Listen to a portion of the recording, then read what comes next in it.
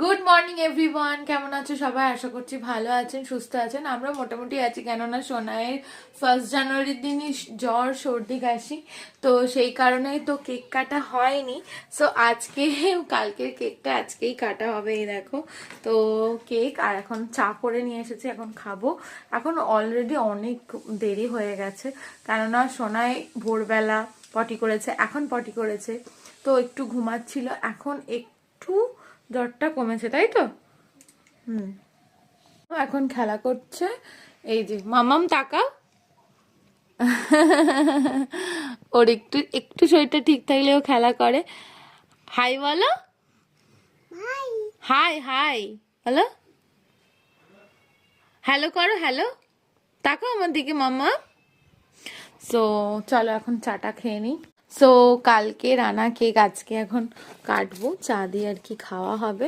এই দেখো, ওপরে পেস্তা দেওয়া আছে, কিন্তু মামামকে দেওয়া যাবে না, একটুখানি দেবো।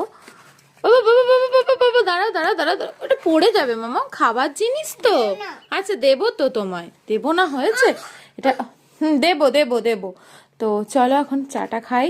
এই যে টোস্টগুলো সমস্ত ভাঙা প্যাকেটে, তো এই হচ্ছে ব্যাপার। সো চলো এখন থেকেই দিনটা শুরু করলাম। Good morning everyone. সো চলো।